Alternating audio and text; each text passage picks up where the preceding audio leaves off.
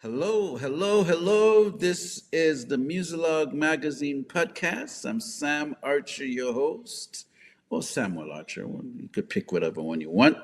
And we have a special guest in the building. He goes by the name Alex Jancula, and we want to welcome him to the show. How are you doing today, Alex? Hey, I'm good. Thanks for having me on. I'm excited. Happy to have This is you awesome. on, and it's amazing. It's early this morning. Should we give away the day it is? It's Saturday. It's early Saturday Yeah, morning. Sometimes you keep earlier that. earlier than I've been awake on a Saturday in probably 10 years. Ooh. But but I'm all right with it. I'm happy to be here. Okay. All right. I'm happy to have you. Happy to have you here. So the name of the band is Alex Jancula and the Watchmen. I love that name. Yes. Could you give me a background on that name? Because it almost felt Oh like a man, movie. What we're was gonna up with get the? we're gonna get sued. So Oh, Lord. I'm kidding. So I'm a huge comic book fan, right? And Ah. when we were trying to come up with a name for the band, I didn't want to call it Alex Jancula in the anything. I didn't want to call it Alex Jancula at all. Um, and we went through. I think one of the names was like the Anonymous Rex or something. Just dumb names that we could think of, and it never fit. And it finally stuck with. I was talking about some of my favorite comic books, and The Watchmen came up, and it was like, well, that name's Mm. not that's not a band name. If you put Alex Jankula and the Watchmen out there, nothing's gonna, it's not a band name. From my understanding, that's Hmm. fine. So it came from one of my favorite comic books of all time, which is The Watchmen, or just Okay. Watchmen Okay. actually. Um, if you haven't read it or seen the movie, I highly encourage the movie. I've seen the Or movie. I'm also a fan of the comics. Yes. okay, well, Yeah. glad to hear that. Yeah. But Yeah. Actually, the so movie was very, not to vary away too much, but the movie was very telling of the characters because, depending on when you get into the story of the characters, I thought that the movie did a good job with this, with like how everything started, you know. Um, yeah, so a lot of it well missed part. something interesting about that movie is that so in Hmm. like when they wrote the book in the eight I believe it's the mid '80s, places in New York, that was what they were drawing, was actual places in New Hmm. York. So when they went back to shoot the film, um, they had the marked location of where they were drew what they drew in the past, and they just went and recreated it in like the same alleyways and everything like that, which I thought was incredible. And Hmm. for I don't want to give anything away about the movie, but it was funny to me that there's one giant thing that they change in the film, and it's, I mean, I understand what they did. I'm not going to ruin anything, but for them to go into that much detail beforehand, Hmm. and then Hmm. change this massive thing at the very end, it's kind of funny to me. I would recommend everyone just go watch it. I don't want to spoil the film if you haven't seen it. I know So you have, but sometimes it's budget constraints. They were so detailed. They're like, well, yeah, just do that and let's get out of here. yeah, that could be it. It was always just funny to me. And then recently, over the last couple of years, they put out like a mini series where it was like a continuation of the Watchmen, and they used the thing that they changed, which I was like, really, like, what happened? So it's funny. It's funny to me, creative changes that happen, and it's just one of those things that I can't change, but because it's there, it's a little more Hmm. interesting of a story. So, and yeah, our That's name that's again. I'm not gonna lie. Everyone's derivative of somebody, and we're unfortunately derivative of comic books. So okay. yeah, Okay. Well, I like the whole character thing too, and I think it's okay to tap into a little something, something once in a while, especially if the band members are okay with it. You know. How did the band meet? How did you guys meet up? Um, so me and DJ, the bass player, Mm-hmm. we're the me, him, and this guy Rick Grice. He was the original drummer. I met DJ playing disc golf. I don't know if you played or a fan of disc golf, but it's golf with frisbees.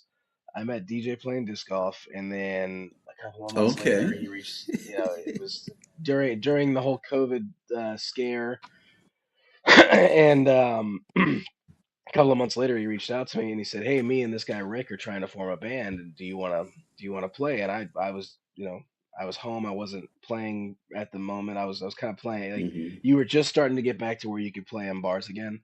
So I was playing like solo at the pizza place down the street or whatever. And so he's like, "Hey, you wanna join back up or join up and we can try to get something rolling." So I went to Rick's house in Belmont. Actually, is where he was at, and that Mm-hmm. day we formed the band. And I think the original name of the band, because Rick used to live on Church Street, it was Alex Jancula and the Church Street Band, and right, and Okay. because we didn't have anything, and so it was that for like 3 weeks, and then finally we came up with the other one, but Sorry to so laugh. so no, it's a bad name. It's a very bad name. So it started all with that, and we started, we play covers, and we go play like everywhere, anywhere and everywhere we could get our hands on to play. We were playing, but it was like, you know, some brewery for maybe 15 people that it's 90 degrees outside. You're sweating. Your back is just drenched in water. They weren't great gigs. Oh my And goodness. so Okay. just like those kind of things. And so we were playing covers, and then um, about a year of that, and then Rick got married, which was an interesting time. And I love Rick. He's one of the I'm still he's still I consider him a friend. Just because you leave a band doesn't mean he's not a friend. But it was kind of funny that we're playing at Tross Brewing in Belmont, or is it Mount Holly? Up in the different area of Charlotte where we live, playing up there, and he pulls me and DJ aside, and we sit down, and he's like, "Guys, I'm getting married." I was like, "Oh, cool," and he's like, "Also, I'm quitting the band," and it's like, "Oh, ow," like and so it was funny. So then we went through like this period of like revolving door drummer thing, landed on one guy for a while, and then we added while we were doing that, we added Jim, the keyboard player, which Mhm. it was this weird like falling through space trying to figure out an identity thing. Yeah, because you lost a component of the band there, so that's Yeah. kind of tough. So we found the next drummer was Jerry. We had Jerry, and Jerry actually plays on the record. Um, Hmm. his name's listed on the songs he's on. Um, and then we had Jim, Jerry, me, DJ, and then scheduling issues got in the way, and we were forced to find a new drummer, and we landed on Norm. And Norm is I'm not gonna. This isn't talking bad about any of the other drummers, but Norm is incredible. I mean, Norm is Mm. he is the best drummer I've ever played with in my entire life, So and I've it played with was a lot of pretty much a good drummers. fit. So, So, oh so yes, Norm and turned out to be a great. oh yeah. So if you look up, Hmm. if you look at all the superlatives on all the songs, because I think Spotify will show you that, you'll see what songs are Norm and what songs are Jerry. If there's anybody else on there as well, there's no other percussionists on there. But Hmm. yeah, it's pretty. I mean, Norm not. I mean, Norm is an incredible drummer, and Jerry's a great drummer too. But it was just kind of that was that title difference. It was just kind of crazy to me. I never expected that. So now that's how the band is now. I think that's my long-winded way of saying I think this is the best iteration of the band that we've had. Okay. Um, I like the journey. At least you guys have a journey, and even where you have some of the songs where you have like a different composition. And you never know, 20, 30 years from now, it would be part of the conversation, especially when the next generation, they normally do like revisits. You know, I've seen Guns N' Roses been revisited. I've seen the Beatles been revisited. I've seen Oh yeah. they'll they'll go and pick a record from back in the day and say, hey, you know what? And then they start giving you these interesting backstories. One of the Beatles records for me was the Revolver, and the backstory on the Revolver is mind blowing. You're like, wow, one of the records John is singing through a washing machine just to get a certain sound on the mic. Hmm. So you hear all these different types of things, and I think they wanted to sort of lash out at the Beach Boys on that record, so they were doing certain things in the songs that had like the Beach Boys type of a thing in there. Like they wanted to send a little message to them, and then maybe the Beach Boys bring it back. So things like that, Yes. become um, I'm it getting my I'm becomes getting my some. water. I'm sorry. Yeah, that's okay. That's okay. But those are things that actually sort of give a nice thing. And actually, being a musician myself, that's why I was laughing in terms of how you guys, were getting the names. Um, and then you sort of like bouncing around. I've been in situations like that. And even I have a record I put out that was recorded during COVID, and it's a totally different sounding type of a record in terms of the sonics, compared to what I'm used to if I go to the studio and sit with the engineer and mix the Hmm. record. So imagine that record is stamped with that sort of a sonic because the engineer is mixing in some other place. The artists are recording in some other places, and now we're putting it all together to get this one record. So yeah, Oh, I bet COVID did affect us a it's lot gonna be an in many ways. interesting mix.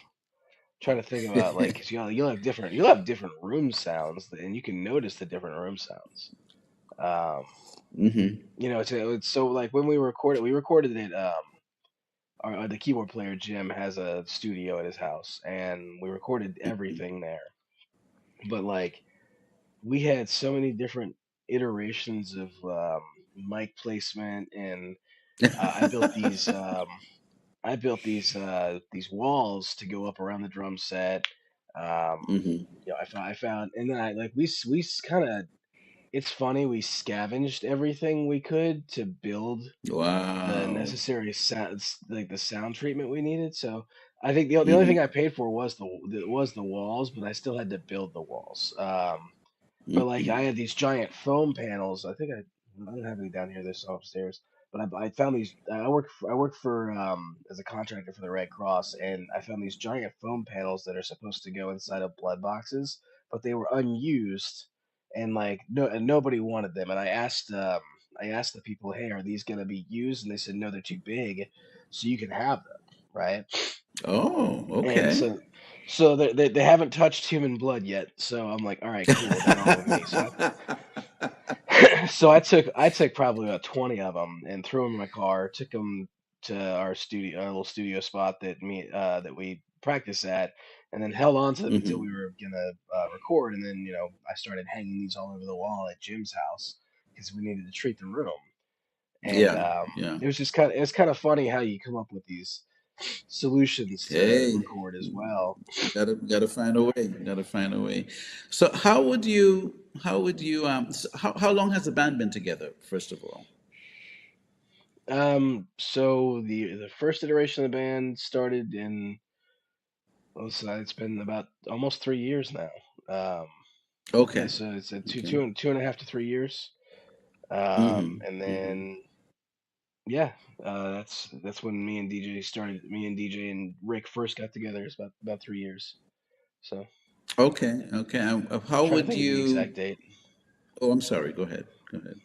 No, no, I said I'm trying to remember the exact time frame. I think it was around February, about 3 years ago. So. Okay. Okay. How would you describe the sound of the band to the listening audience? or the viewing Oh man, audience? that is a it's like a That's a good debate we question. have. Cause, yeah, that's a great because you know you could just say it's Southern blues rock. It's that that if you want to just Mm, categorize it and pigeonhole it, but there's so much more to like what we've tried to do. So it's yeah, it's southern rock to an extent. There's some mm-hmm, metal influence in there. There's some jazz influence in there. There's some mm-hmm, folk influence. It's a lot of stuff. So what we like to call it is blues rock with a splash of horror. Um, mm-hmm. Okay. because this is something we don't really advertise very well, and I've been told it's my fault, so I'll take the blame. Um, but the songs are a compilation of songs that tell a story. Um, Okay. Okay. and so They Belong to the Forest is a story about a young man who falls in love with a woman who turns out to be completely evil.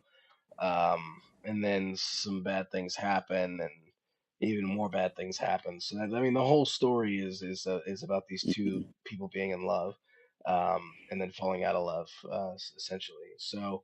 Um, but it's in a the way they fall out of love is rather creepy and rather not creepy but like scary.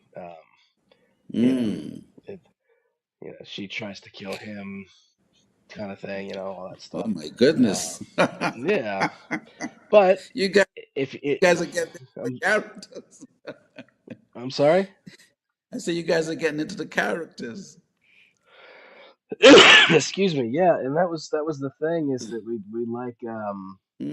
we like Okay. storytelling. We like telling a story. And when I tell people this story, especially like my parents, they're like, "What's wrong with the kid?" Like why did you write something so creepy? And it's like, well, I like scary stories. Always have, Mm. always will. But it was a challenge, and like, how do I tell this story without being like super obvious? And so me and DJ both Mm. are we're both writers on this album. Um, and so we worked on it and worked on it and worked on it, and I think we did a good job of like, well, and then also Jim has a lot of influence to that as well, because it's like as soon as you add keyboard to anything, it automatically becomes 1,000 times prettier than it would have it just Yeah, been, it sort of gives it another dimension.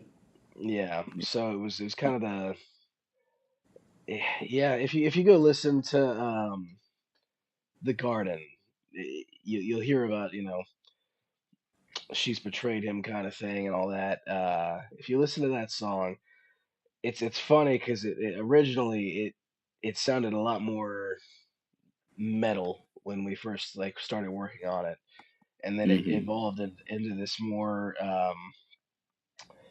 I mean, it's still kind of hard rock, but it's more like Creed sounding, if anything, in my opinion. So Okay. Okay. yeah, but it's not to say that it's a bad song or that Creed's bad or anything like that. Just saying that it's a totally different vibe than what we started with. And that's how a lot of these songs ended up because I have some of the best musicians I've ever played with working on these songs with me, and Hmm. Hmm. been fortunate enough to have input from them. Um, so yeah, it's Okay. been amazing. So in terms of the uh, well, I mean, this was sort of like left field. I didn't know you pretty much worked it from a character, like two characters, and then so the whole record is sort of telling somewhat of a story. But was that initially the direction you guys wanted to take with this? So it was the direction I wanted to take when I first started writing. And Okay. what Okay. was the first like, the first song? First song for the album was "Covered in Rain," which I don't know if you've listened to that one, I heard or if you. I did sample a little bit. Okay. Um, I was Um, funny enough. I guess people tune in differently to certain things. So I was actually tuning in to the musicianship, and then as the okay. song, I'm hearing the covered in rain. I was like, are they saying covered in rain? So Um, yeah. I, So they so are, go ahead. needless Yeah. to say, in that song, I created the idea of this couple, these two, Mm-hmm. um, and they're madly in love in that song, and it moves. I wanted to tell the story of what happens to them, right? Mm-hmm. Mm-hmm. Why did they fall out of love? So if you go from Covered in Rain to Walk Don't Run, which is just a cautionary tale of, take things slow. Don't Mm-hmm. jump right. Don't jump too hard into things. And Lightning in a Bottle is the song after.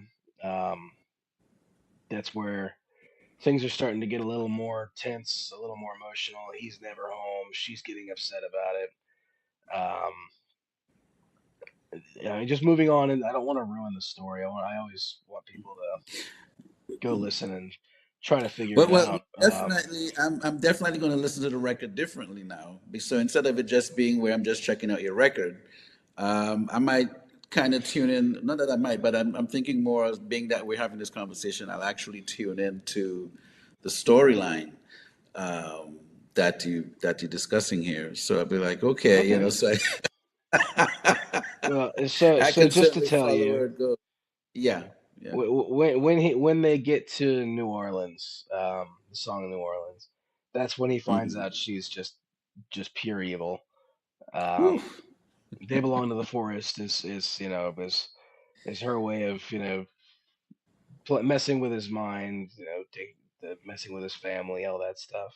Mm. The garden, she's cheated on him.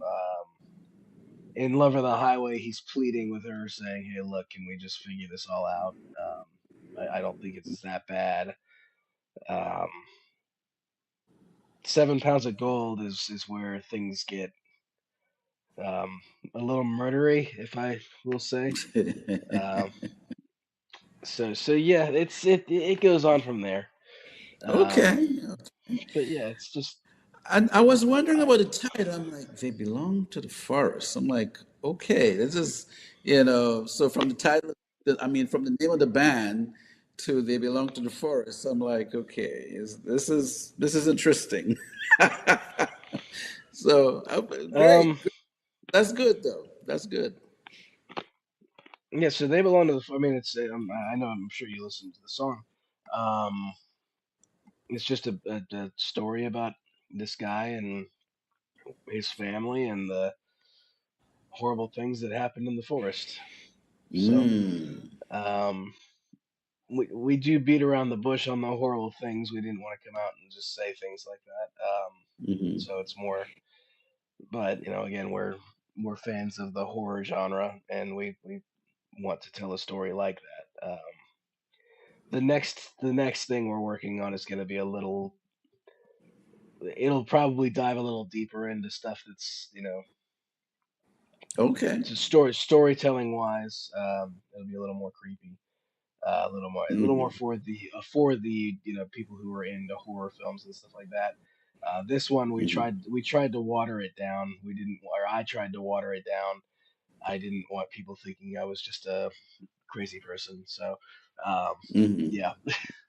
Yeah, Um, I get it. I get it. And at the same time, you're selling a record, so you don't want to go all the way too out, and then just a select few might catch what it is you're doing. So that's part of the whole, I guess, what you call, you're in the value marketing. decision. Yeah, you're in the value decision when you're going to market and how you're going to market the record. So that sort of steps in, but Right. I like the fact. Look, man, it's art. It's being creative, and sometimes you got to find a niche somewhere as to how Right. you go, putting out a record. So hey, kudos to that. What do you want music lovers to get from your records, though?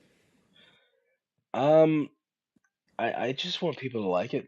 I want them to hear it, and I just want their day to be a little bit better because they heard our music. That's all. I don't Hmm. necessarily want to have people singing praises over the music. I just want people to like it. Um, I'm Okay.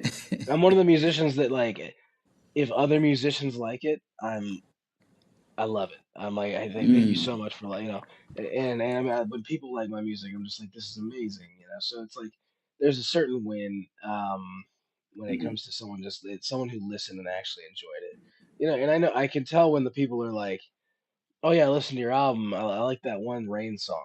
And it's like, okay, so you listen to the one song, appreciate it.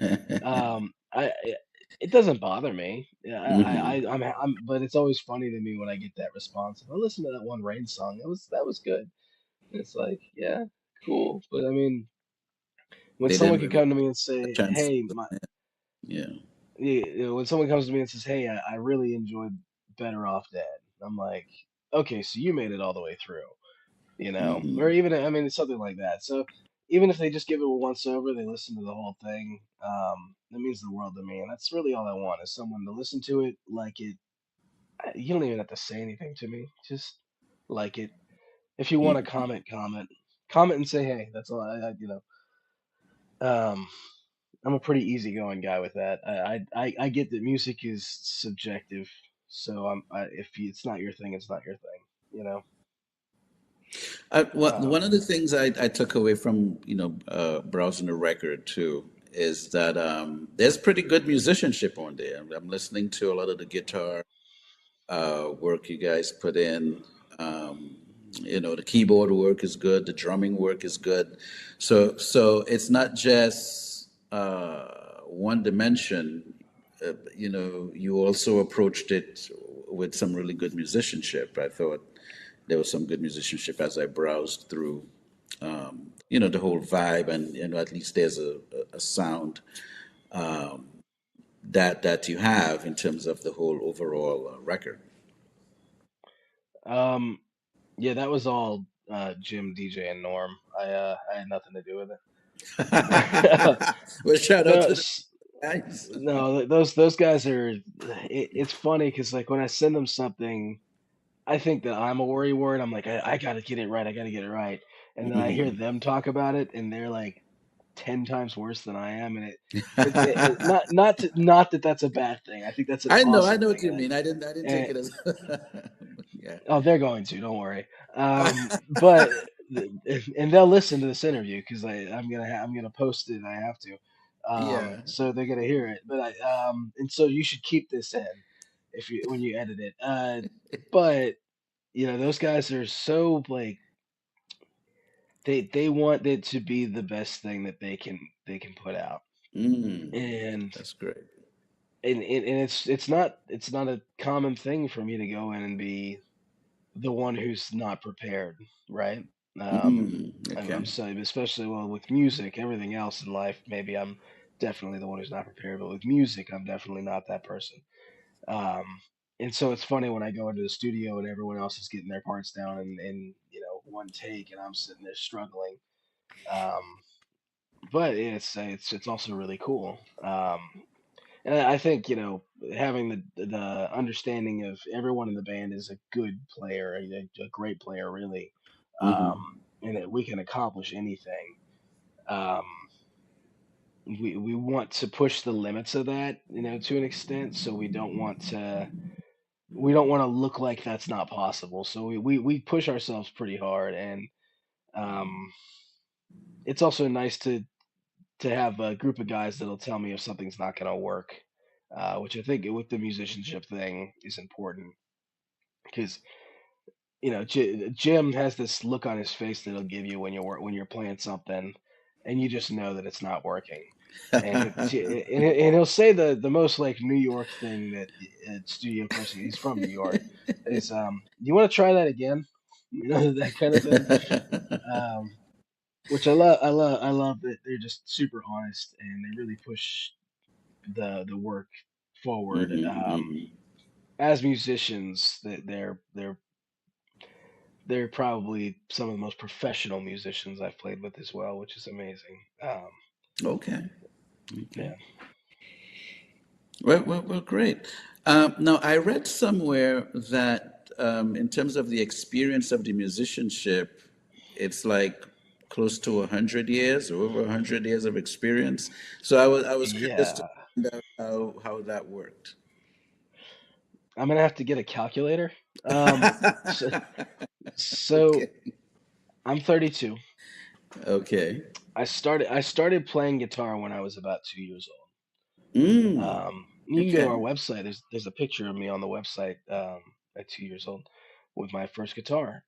Mm. Okay. But in reality, I was probably 14 or 15 when I started actually playing music with Mm-hmm. other people and out in the places, church, wherever. Um, so there's your there's 20 years right there, 20 about 20 years.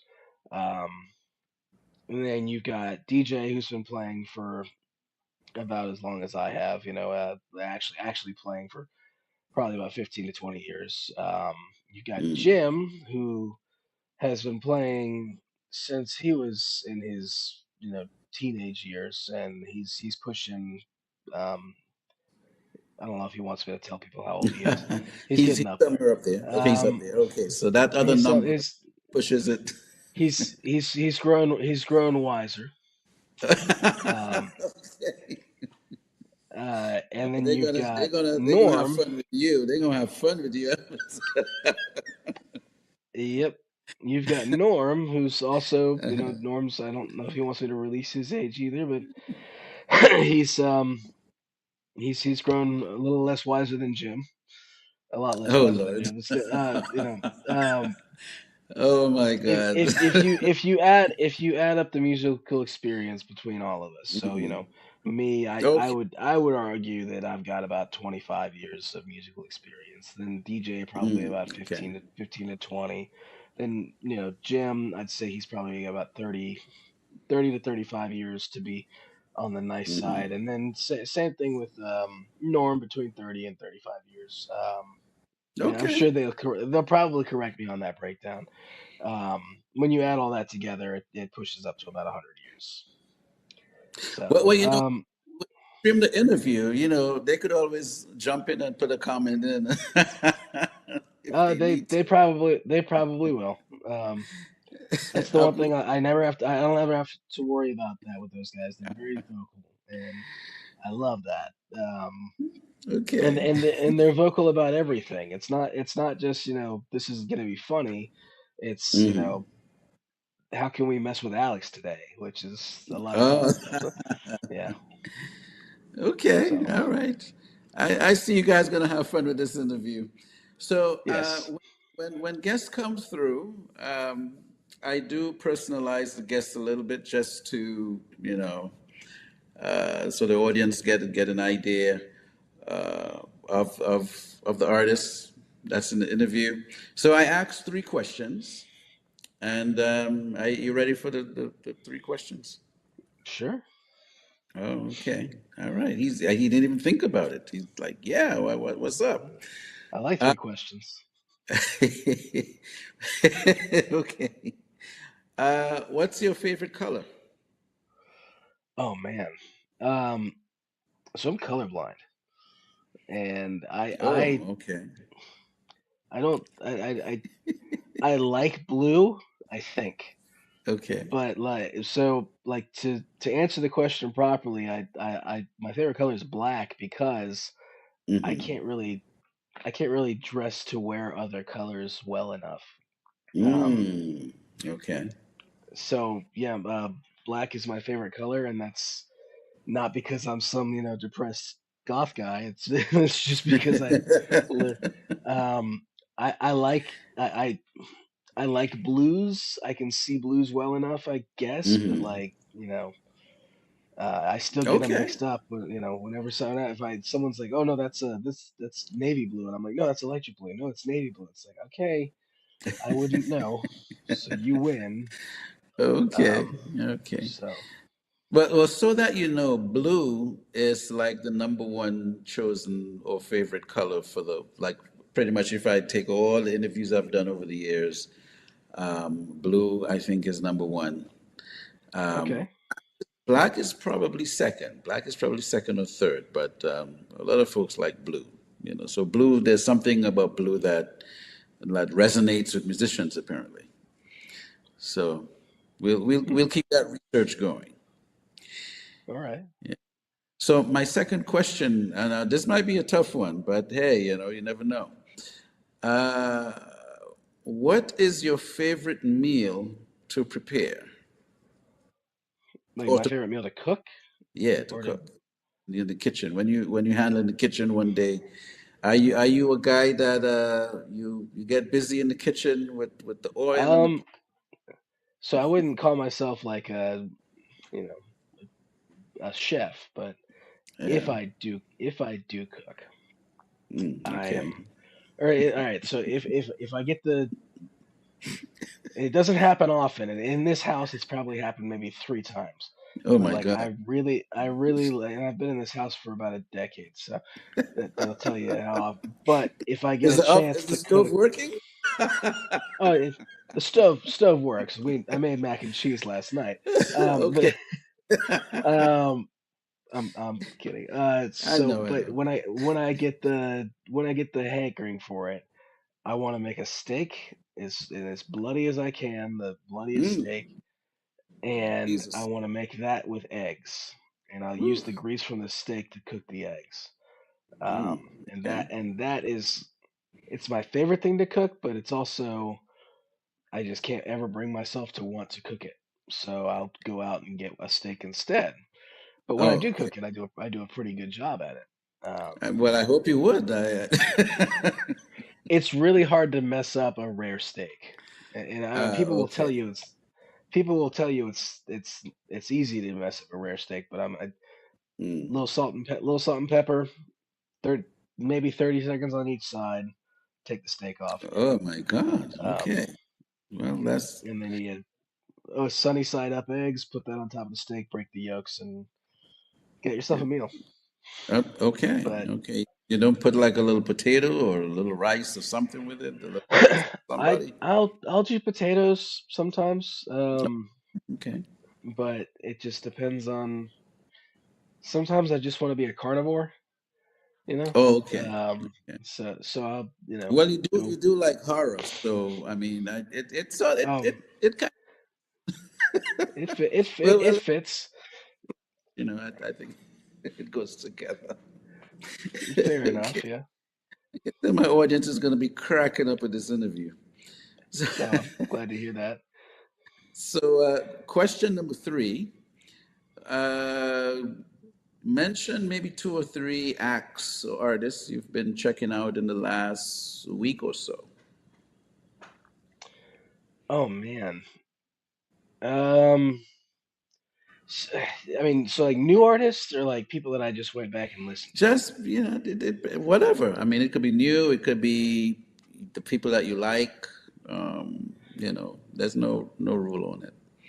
Okay, so there's this band. I think they're Canadian, but it's a two-piece band.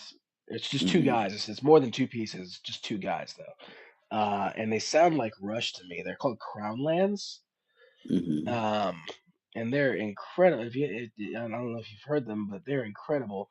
Literally the guy who plays drums is also singing, and then the guy who's playing guitar is playing foot organ that's got a sub bass, and then he's also playing keyboards at the same time as he's playing guitar. It's like a circus act, and they're amazing. Mm. Okay. So I think my favorite song that they've done is Context Fearless. But Okay. I've been checking them out for like I've seen their work over the last couple of years. But like Mm. this week, for some reason, I just got super back into them, and I was like, this is awesome. Um, and then randomly, this is a Charlotte musician. Um, but I've been listening to her album Harbinger for the last couple of days as well. Natalie Royal, she's out of, I don't know Mm. if she's still in Charlotte. I grew up with her little brother. Um, and her album popped back up on my, you haven't heard this in a while list, and I started listening to it Okay. again, and I forgot just how incredible of a job she did with that album. So if you haven't listened to that, she's another Charlotte artist, Natalie Royal.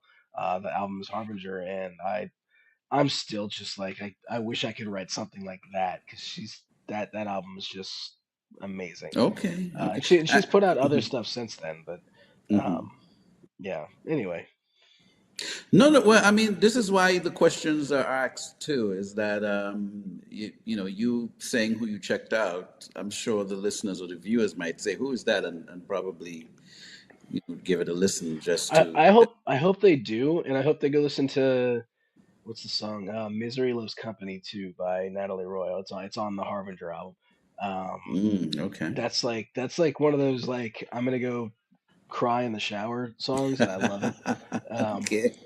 no, it's a great album, and then with Crownlands, the album I've been listening to is White Buffalo, and that's just another one that's like it's just heavy hitting. It's like a that's a rock album. It's like the rock album from Mm-hmm. this band is it's fun.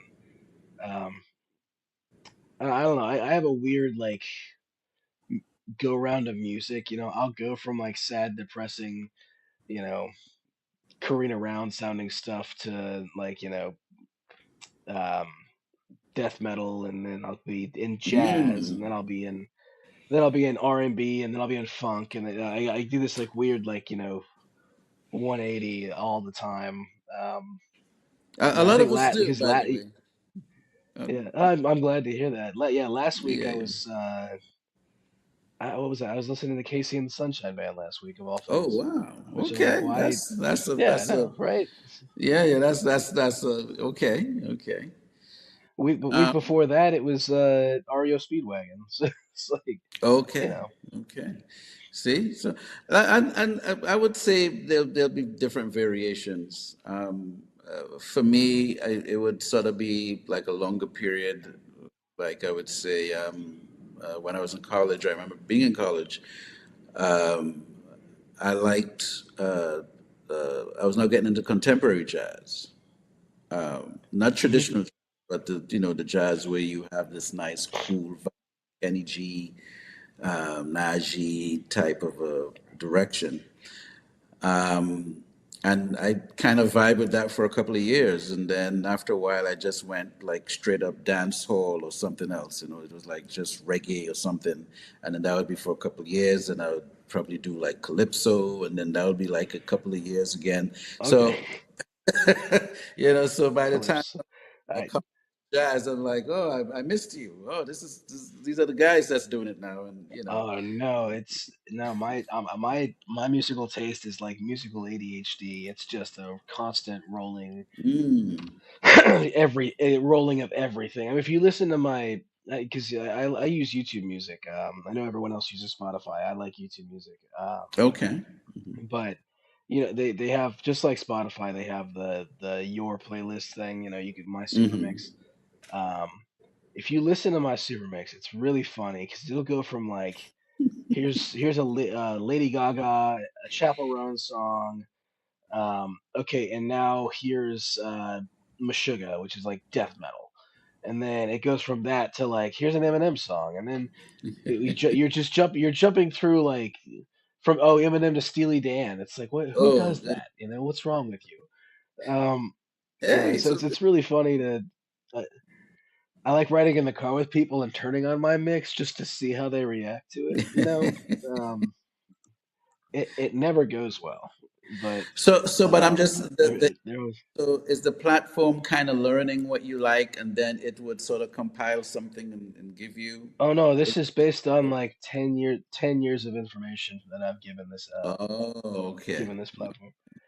Yeah, this is based on like Interesting. 10 years of me just being like, oh, I like that. Oh, I like that too. Oh, I like this. Mm, Um, and so it's just like I said, it's just a big Ferris wheel of musical stuff, mm, and so I feel like my YouTube music mm. page is like a haunted house for people because because you just don't know where it's gonna. I think the band feels that way too. Because like, all right, so the band does some covers too, right? Yeah. And and with me, it's like, oh, we could cover this song, and then wait, what? We're not. That's not our style of music, Alex. No, but so we ended up doing No Diggity. Um, As and in they're just from like as in from from Blackstreet? from Blackstreet, yeah. From and so and like they when I first brought it up, they're like, "What's wrong with this guy?" And then they did it, and they're like, "Oh, that actually works." But it's just funny because you never know what's gonna work, and that's why I like this like weird music, Ferris Uh, wheel that I'm on, is because I okay. come up with like this weird stuff. Because you would never think to turn No Diggity into a blues song unless you had heard a blues Mm. song before you heard No Diggity, and then you're like, "Oh, that fits," you know. Yeah, yeah. Actually, I can Um, hear it too because I know the record. So it can you can blues that up, definitely blues it up. well, you can listen to our version of it on YouTube. It's available on our Okay, YouTube channel. okay. Um, actually, so that's the acoustic blues version, but still, um, and I think when I was working on it, I know that Chet Faker had done a rendition of that song, which is Hmm. another thing. Hey, it's because I'm on this weird thing, I find fun things like that. And so Okay, I used his um, chord structure because I think they were in Blackstreet was in D minor and he was in C minor. So a whole step back. Um, okay. yeah. That's for those who understand the keys, right? Key signatures in Yeah. music. Yeah. Hmm. Yeah. Anyway, that's I've completely forgot the question. I went on my little tangent Well, about my you were just sharing, YouTube. checking out the last couple of weeks, and then we what you like. However, what we could do at this stage is if there's something in the interview that I didn't get to ask you that you'd like to share with the audience, you can do it at this time. Um, I mean, really, just that you guys can. You've done a good job interviewing me. I'm not gonna sit here and tell you you didn't. The only thing You're I welcome. Thank just you. Thank you. where everyone can find the music. If you go to janculamusic.com, which is just I'm sorry that you have to spell that. It's Jancula music.com. You'll find, the links to Spotify, you'll find the links to Facebook, Okay. Instagram, YouTube, all the fun places. And if you can go listen to part of the album on there. I didn't release the entire album on there because I want you to go listen to it on Spotify or YouTube or whatever. Okay. So So that way we can collect, you can our get a little fee from something. those. Exactly. Yeah. Can't be mad at We that. Yeah. we were gonna do releases for like vinyl play and stuff like that, but Hmm. I mean, are we gonna? I don't know. We were talking about it, Yeah. but Not. I think we're gonna end up doing T-shirts pretty soon here, so there'll be T-shirts available on the website hopefully soon. Okay, Um, but what I was going to share with you in the beginning of our conversation, what actually hit me was what if you guys do a booklet with the two characters, and each page is for each song to take you to the end, but it's in comic format. That just hit my mind when we started talking. you're saying that, and I have not thought about that. I like the idea. I'm Hmm. thinking more like the Brothers Grimm style children's book, Hmm. um, which Well, whatever version. Good old Hansel and Gretel style. Yeah, Um, that actually, that actually hit me too. You know, um, in terms of way back. I Yeah. I think that's a great idea. I might have to. I can't draw for anything, so I'll have to talk to somebody who can. Um, For the and try to illustration. get something like that worked out. Yeah. Some sort of illustration, yeah. But Mm. that's a great Well, idea. I like it's that yeah, idea. yeah. Because I mean, the fact that you guys already did you have the music, you have the title, even the name of the band. The next thing is to probably again, it's just a suggestion to go that route, and then you have different versions of your merch that you can put because people can now get into the character of the whole record, you know. Yeah. So, Um, hey. I will say we had the cover that was on this album. It was originally supposed to be something completely different, Mm-hmm. and I can't get into exactly what happened or why. All I can say is that it didn't work out with that artist, right? Okay. Um, Okay. I don't want to throw anybody under the bus or anything like that. So Well, things happen. things happen, Creative but it differences. was sort of what it was supposed to be, and Mm-hmm. it was supposed to be this tunnel of creepiness Oh leading to a Lord. meadow of happiness. Um, and Okay. and and again, things just didn't work out. So we ended up with the black and white photo of us. And I actually I'll argue that this was probably the safer play anyway. But I know that people look at it and they go, well, there's no forest on this album cover. Um, and I'm like, yeah, you don't know what happened, that kind of thing. um, but Okay. it is what it is. Yeah. I don't. I'm not mad about anything. It's just I was hoping that it would make people want to go investigate. Well, then why is it called this? Mm-hmm. Mm-hmm. And then we get like plays on, and I think it has. I think we've had a good amount of success on the album. We've had a Mm-hmm. lot of views on it so far. Um, I think it's Okay. the first So, time I think it's the first time Spotify has ever actually told me that they owe me money. oh, Um, hallelujah. which is Because they don't tell like anyone anything at all. I know it was like $6, but still, like it's got 100. That's like 20,000 plays, dude. So Oh my God. so Alex, this was amazing. This was a pretty good interview. I learned a lot. Shout out to Tanji for shout out to Tangi. She's awesome. yes, amazing, I, amazing lady. And I'm happy. I'm happy we were able to do this. This was really, really entertaining. At least inspiring. To learn about the band. And shout out to the band members. I'm going to definitely check out the music. I'm going to listen to the record a certain way now that I know it's somewhat all connected and there's a storyline in there. But yeah, this was amazing, and I'm going to be looking forward to what you guys have coming up in the near future. well, I appreciate you having me on, and thanks for waking up so early put a to put up with me, man.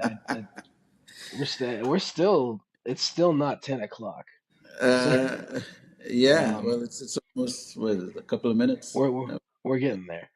Um, well, Sam, thank you so much for having me on today. You're welcome. You're welcome. Make it a great day You and too. get better. Oh yeah, I don't think we talked about that, but Yeah, I know. Well, I'm the audience. they could probably hear it. I've been sounding like I've been smoking for the last 20 years. They'll, It's they'll been fun.